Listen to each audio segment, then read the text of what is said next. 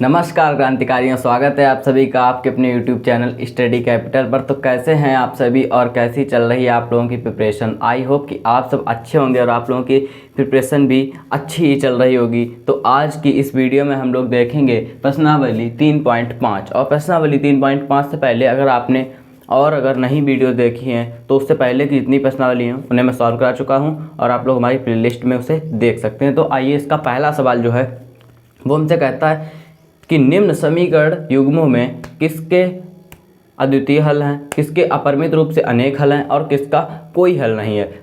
और अद्वितीय हल की स्थिति में उसे बीजगुणन विधि से हमको हल भी करना है। तो आइए देखते हैं हमें तो पहले सवाल में हम लोग देखेंगे कि इसका कोई हल नहीं है या इसका एक हल है या अपरिमित रूप से अनेक हल हैं।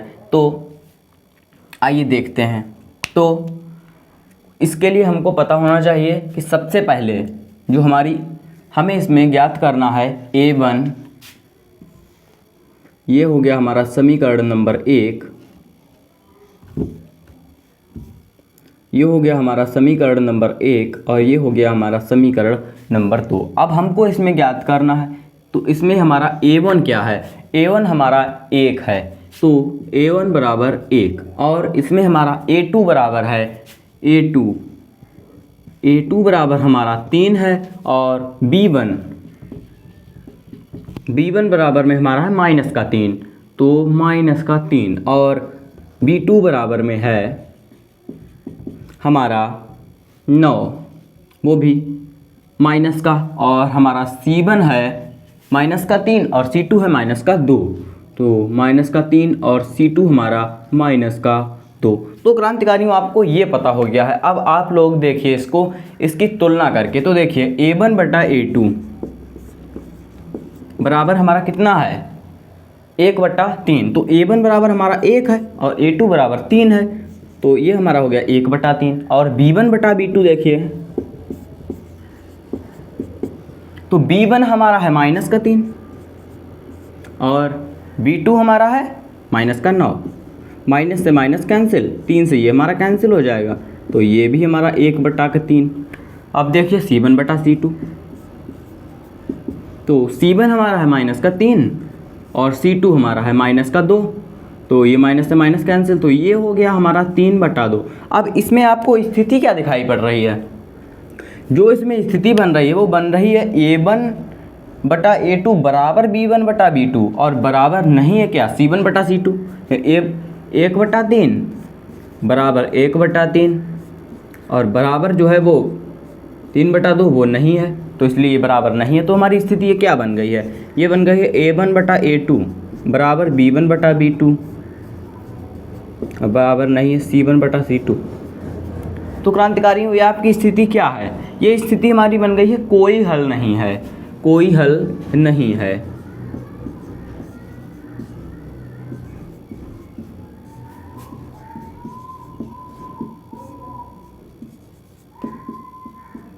तो इसमें हमारा कोई हल नहीं है और आपको अब इसको बीजगुणन विधि से नहीं सॉल्व करना है, क्योंकि उसकी शर्त है कि अगर एक अद्वितीय हल है, अद्वितीय हल की स्थिति में हमको इसको बीजगुणन विधि से भी सॉल्व करना है, मगर इसको हमको नहीं करना। तो आइए इसका देखते हैं हम लोग सेकेंड पार्ट। तो क्रांतिकारियों, अब आप देखिए इसका सेकेंड पार्ट। तो सेकेंड पार्ट में हमको जो 2 समीकरण दिए गए हैं, वो पहला समीकरण है 2x + y बराबर 5, जिसको हमने मान लिया समीकरण नंबर 1। और हमारा जो समीकरण एक और दिया गया है वो है 3x + 2y बराबर 8, तो इसको हमने मान लिया समीकरण नंबर 2। अब हम इसे पिछले सवाल की तरह ही इसमें A1 A2 B1 B2 वगैरह जितने होते हैं वो ज्ञात कर लेंगे। तो A1 इसमें हमारा है 2 और A2 हमारा है 3, तो A1 हमारा 2 है और A2 हमारा है 3 और B1 हमारा है 1 और B2 हमारा है 2।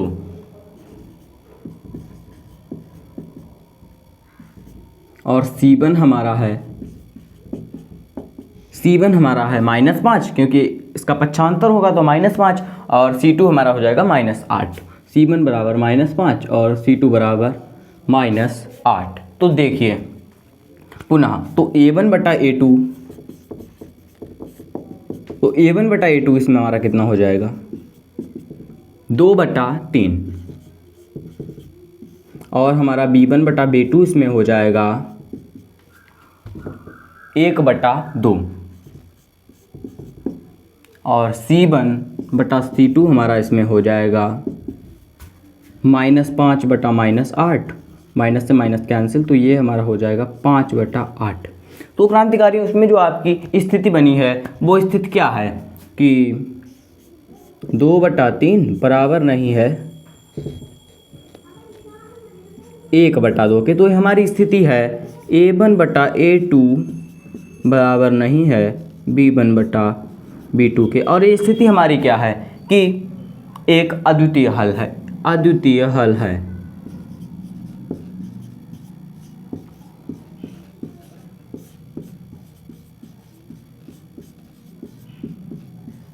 तो क्रांतिकारियों ये हमारा अद्वितीय हल है। अब हमारा सवाल कहता है कि अगर अद्वितीय हल है तो उसे वज्र गुणन विधि से हल कीजिए। तो अब देखिए इसको हम सॉल्व करेंगे वज्र गुणन विधि से।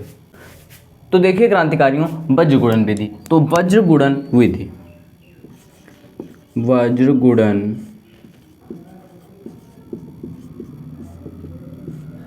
विधि से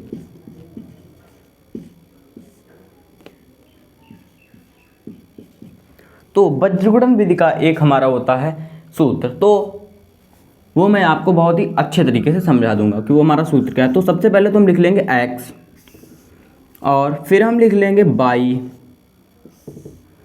और फिर हम लिख लेंगे 1।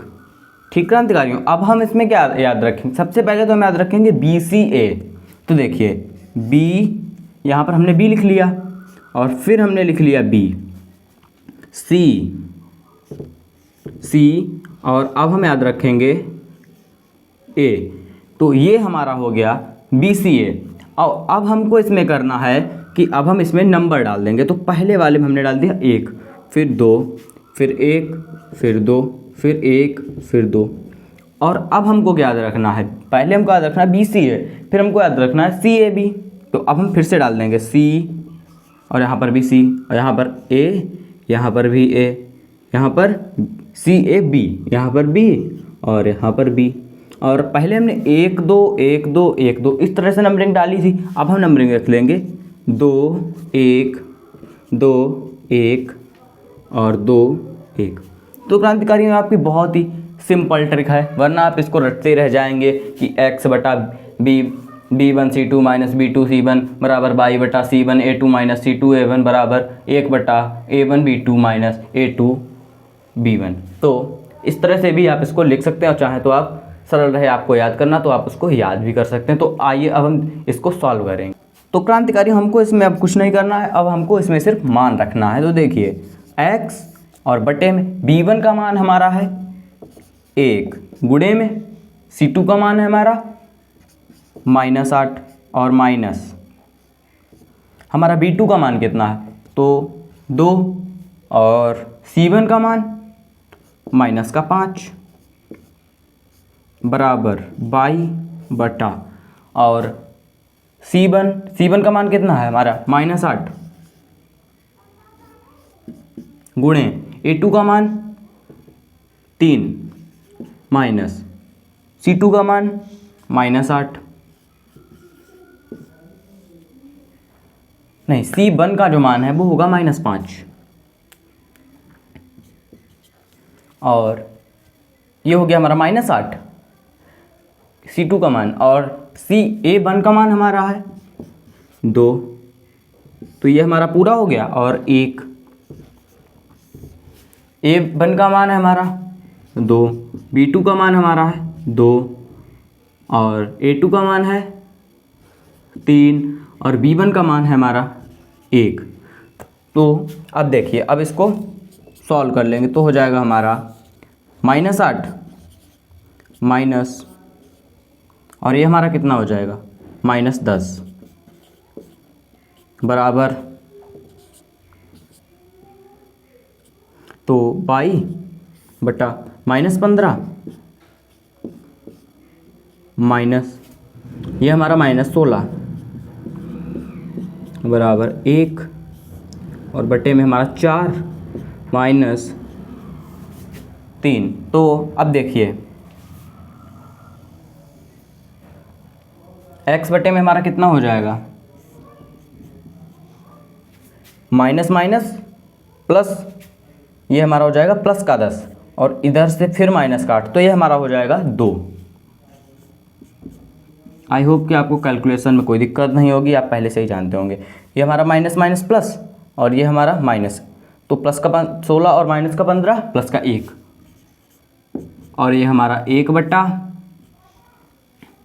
1, 4 में से 3 गया 1। तो क्रांतिकारियों अब हमको कुछ नहीं करना है, अब सिंपली एक बार हम क्या करेंगे, x का जो मान है उसको 1 बटा 1 के मान के बराबर रख देंगे। तो देखिए x बटा 2 बराबर 1 बटा 1, ये वाला इसके बराबर में, और y बटा 1 बराबर 1 बटा 1। कोई दिक्कत तो नहीं यहाँ तक आपको। तो देखिए इसका हो जाएगा हमारा क्रॉस मल्टीप्लाई, तो हमारा आ जाएगा x बराबर में 2 और y बराबर में 1। तो क्रांतिकारियों आपका सवाल तो सॉल्व हो चुका है और अब हम देखेंगे इसका थर्ड पार्ट। तो क्रांतिकारियों देखिए इसका थर्ड पार्ट। तो थर्ड पार्ट में जो हमारा समीकरण ये हो गया 1 और ये हमारा समीकरण हो गया 2। तो इसमें हमारा a1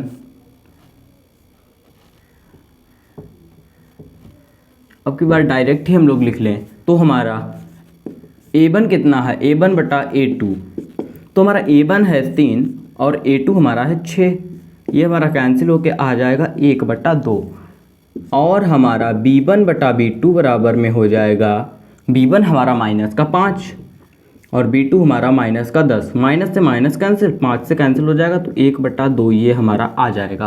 और c1 बटा c2, c1 इधर आएगा तो माइनस का 20, c2 भी इधर आएगा तो माइनस का 40 और माइनस से माइनस कैंसिल, 20 से कैंसिल हो जाएगा तो 1 बटा 2। तो अब आपको इसमें क्या दिखा, 1 बटा 2 बराबर 1 बटा 2 बराबर 1 बटा 2। तो ये हमारी स्थिति क्या बनी है, a1 बटा a2 बराबर b1 बटा b2 बराबर c1 बटा c2। तो ये हमारी स्थिति क्या है, अपरिमित रूप से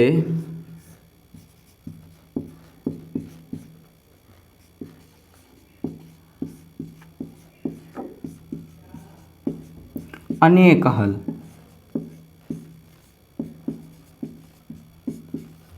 ये हमारे अपरिमित रूप से इसके अनेक हल होंगे। तो क्रांतिकारियों इसमें हमको बीजगणित से सॉल्व भी नहीं करना है, तो आइए अब हम देखेंगे इसका चौथा पार्ट।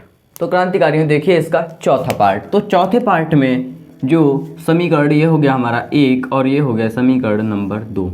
तो समीकरण नंबर 1 में हमारा a1 बराबर में है 1 और a2 बराबर में है 3 और b1 बराबर में हमारा है माइनस का 3 और b2 बराबर में है हमारा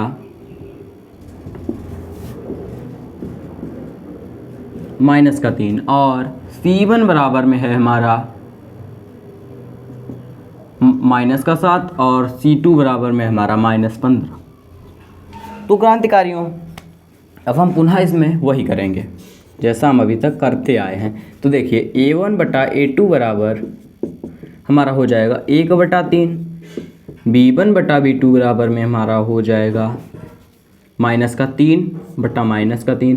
तो ये हमारा कट के आ जाएगा 1 बटा 1 और देखिए c1 बटा c2, तो ये हमारा माइनस का 7 और बटे माइनस का 15, तो ये हमारा माइनस से माइनस कैंसिल, तो ये हमारा आ जाएगा 7 बटा 15। तो ये हमारी स्थिति क्या है, ये हमारी स्थिति जो है वो है 1 बटा 3 बराबर नहीं है 1 बटा 1 के। तो ये हमारी हो जाएगी a1 बटा a2 बराबर b1 बटा b2। तो ये है क्या, ये है एक अद्वितीय हल, अद्वितीय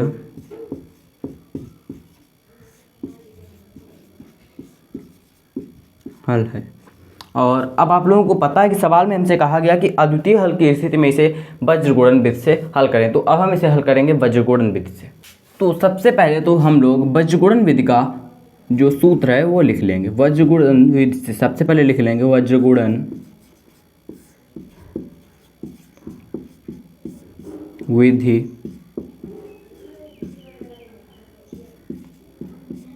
से।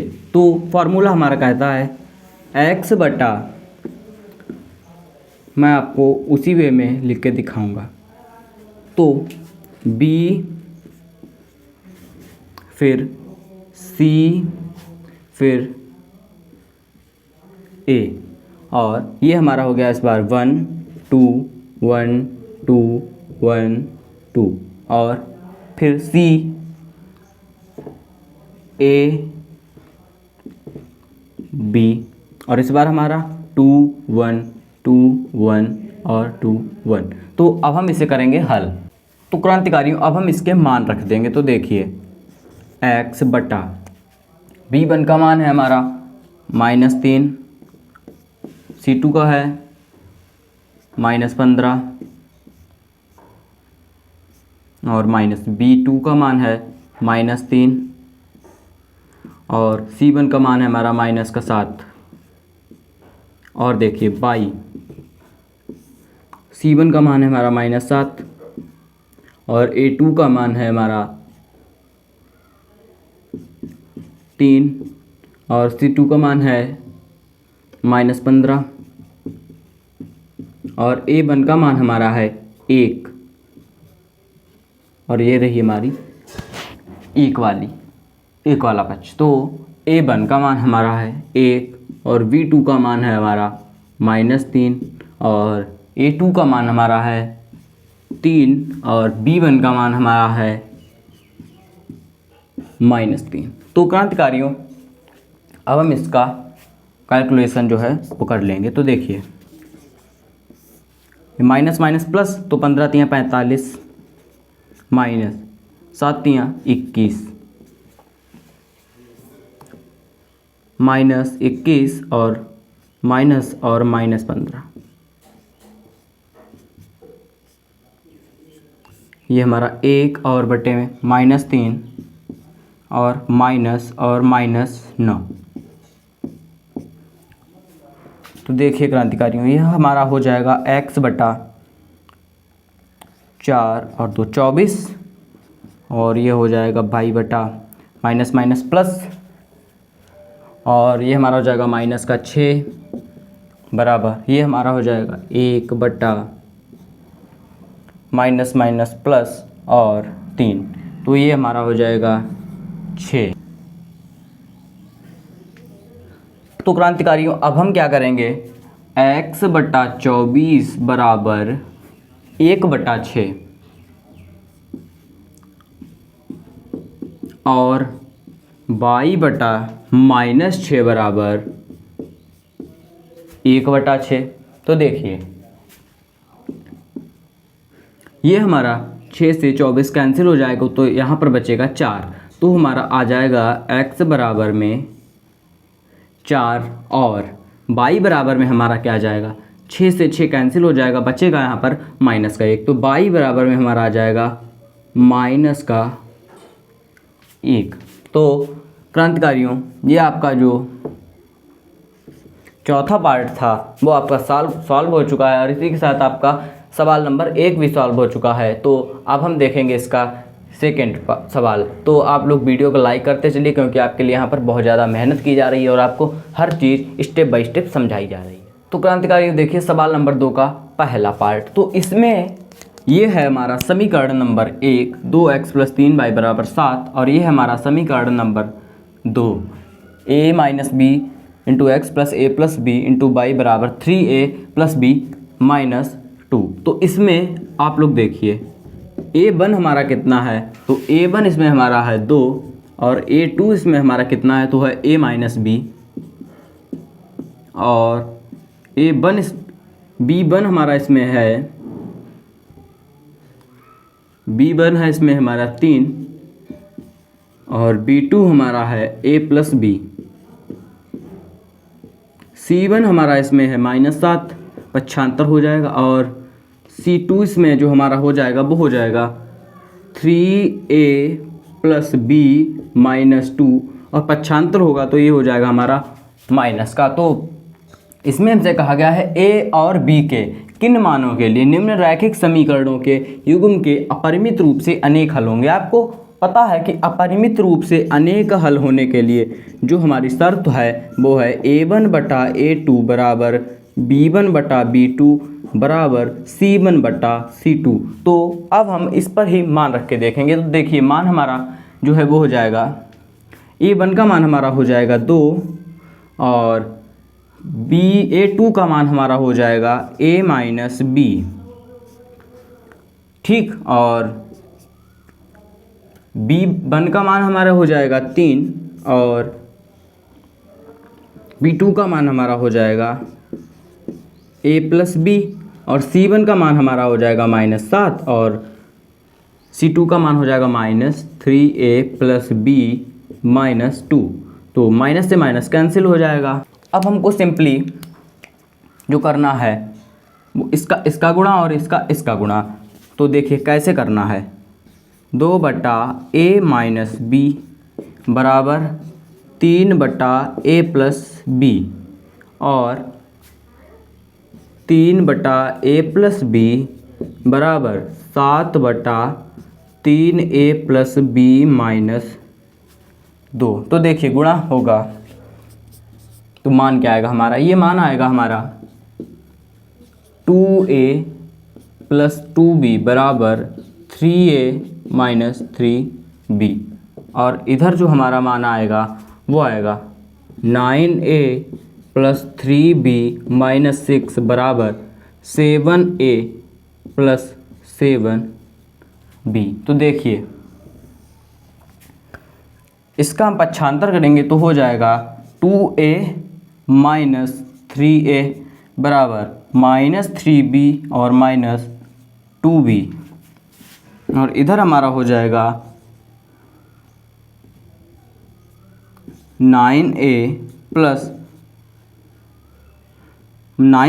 और 7a का जब पक्षांतर करेंगे तो हो जाएगा हमारा -7a और -6 और बराबर में हमारा हो जाएगा 7b और -3b। तो देखिए ये हमारा हो जाएगा -a बराबर ये हमारा हो जाएगा -5b और माइनस से माइनस कैंसिल तो ये हमारा हो गया a बराबर में 5b और इधर हमारा हो जाएगा वो 2a हो जाएगा और -6 बराबर ये हमारा हो जाएगा 4b। तो 2a -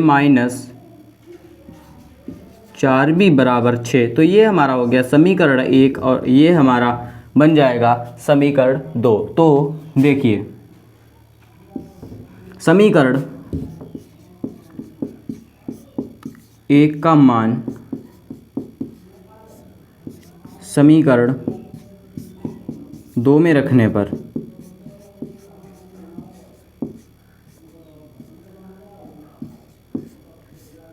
तो देखिए समीकरण 2 हमारा है 2a - 4b और बराबर 6। तो a की वैल्यू कितनी है 5b, 2 × 5b - 4b बराबर 6।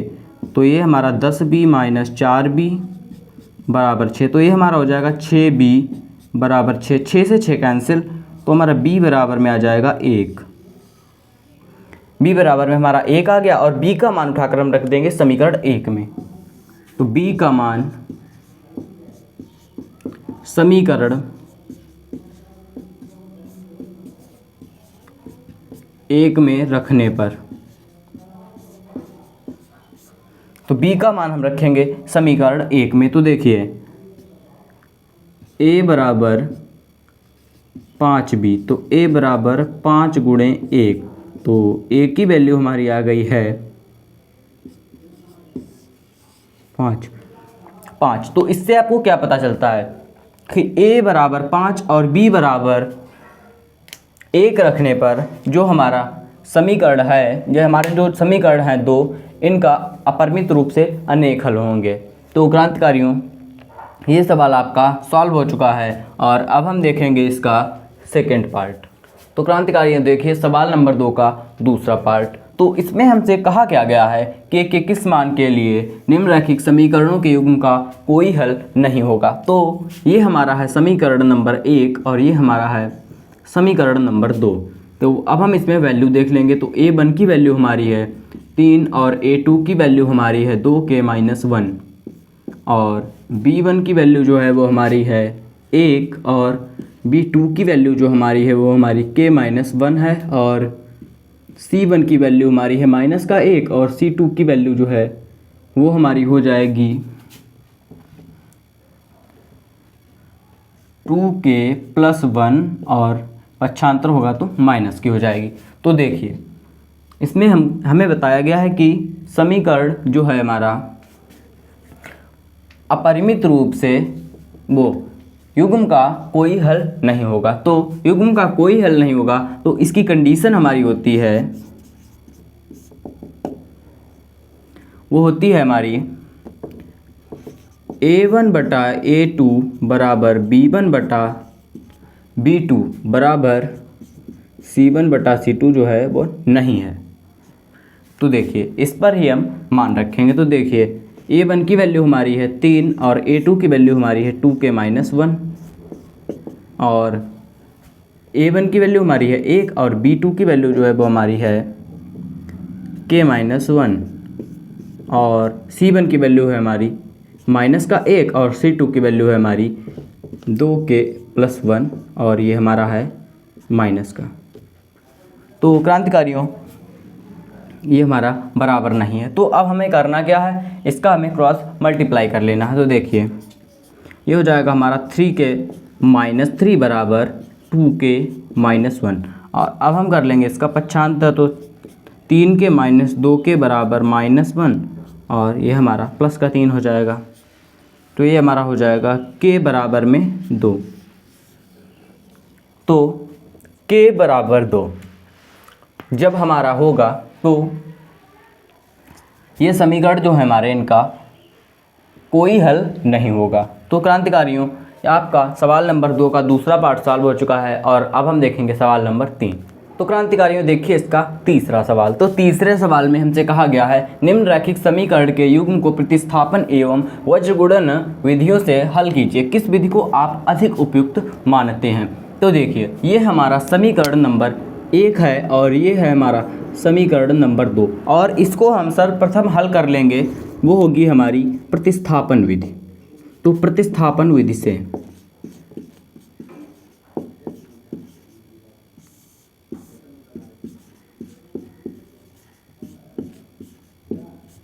देखिए प्रतिस्थापन विधि से, तो प्रतिस्थापन विधि से आप हल करना जानते हैं क्योंकि आप जो हमारी पिछली प्रश्नावली थी उनमें आप सीख चुके हैं। तो देखिए समीकरण 1 से, ऐसा नहीं कि हम बताएंगे, समीकरण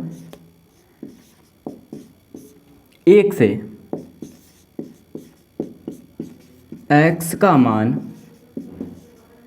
प्रतिस्थापित करने पर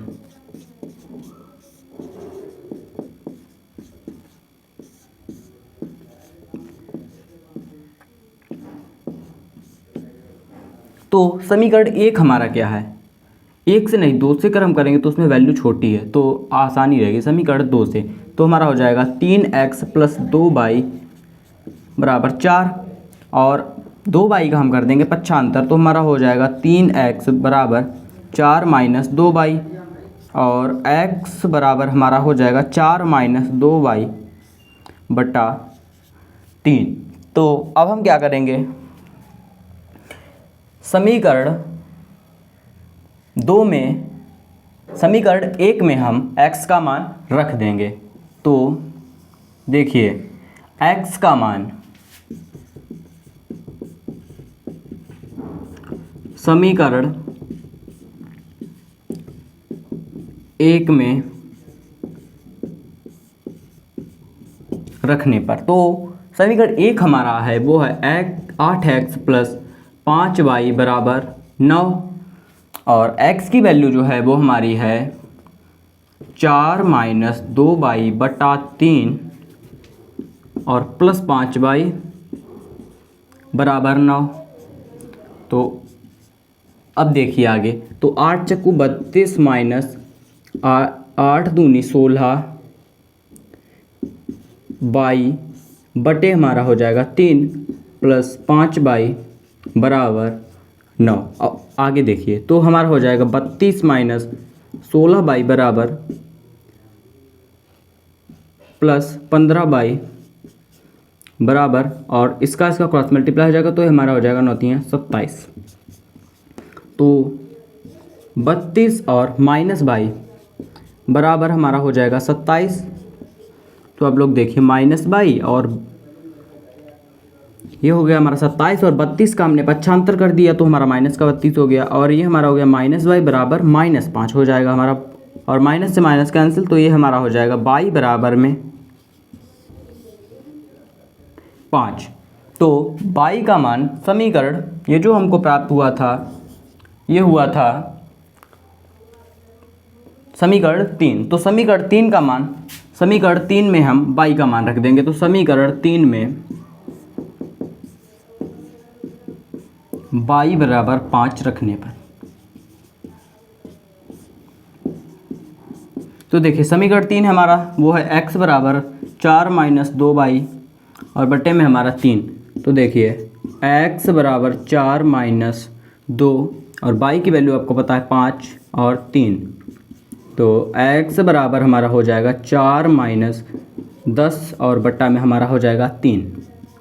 तो देखिए हमारा हो गया है -6/3 और ये हमारा हो जाएगा -2। तो हमारी वैल्यू x की जो है वो आ चुकी है -2। तो आपका जो प्रतिस्थापन विधि से सवाल था वो हो चुका है सॉल्व। y की वैल्यू 5 और x की वैल्यू हमारी -2 आई है। और अब हम देखेंगे इसे बजगुणन विधि से। तो देखिए बजगुणन विधि से ज्ञात करने के लिए सबसे पहले तो हमारे पास इसकी वैल्यू होनी चाहिए। तो a1 की वैल्यू हमारी है 8 और a2 की वैल्यू है हमारी 3 और b1 की वैल्यू हमारी है 5 और b2 की वैल्यू हमारी है 2, c1 की वैल्यू है 9 और c2 की वैल्यू है हमारी -4 और c1 की वैल्यू हमारी -9। तो देखिए क्रांतिकारियों, तो बजगुणन विधि से सॉल्व करने के लिए सबसे पहले हमें लिखना पड़ेगा फॉर्मूला, जिसकी मैं आपको एक बहुत ही निंजा ट्रिक बता चुका हूँ। तो देखिए b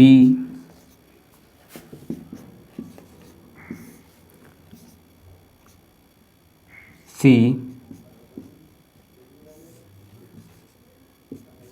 और a, तो 1 2 1 2 1 2, और सबसे पहले तो आपको याद रखना है BCA और फिर CAB, CAB, और इस बार आपको 2 1 2 1 2 1। तो क्रांतिकारियों अब हम इसमें रख देंगे मान। तो देखिए B1 का मान हमारा है 8 और C2 का मान है हमारा -4 और B2 का मान है हमारा 2 और C1 का मान है हमारा -9 और C1 का मान हमारा है -9 और A2 का मान हमारा है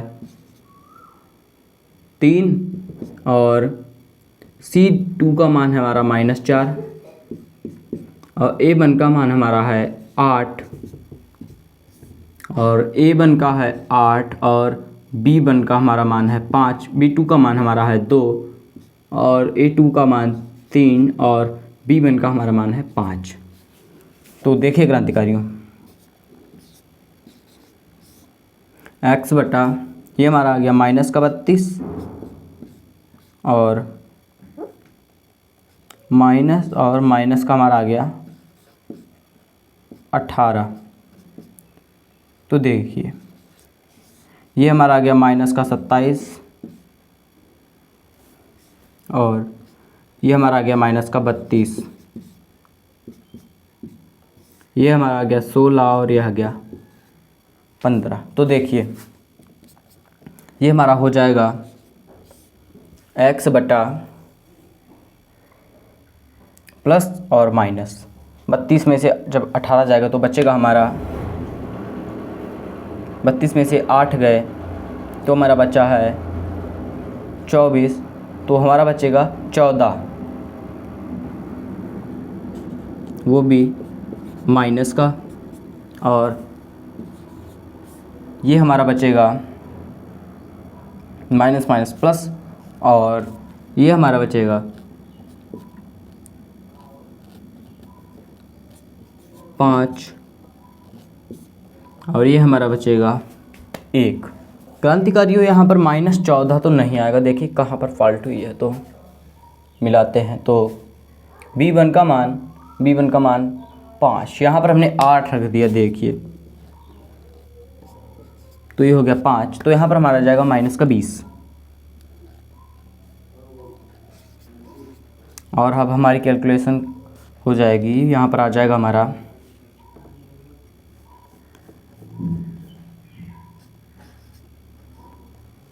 -2। तो अब हमारा सवाल ठीक है। तो देखिए अब आगे आप लोग देखिए, x बट्टा -2 बराबर हमारा हो जाएगा 1/1, और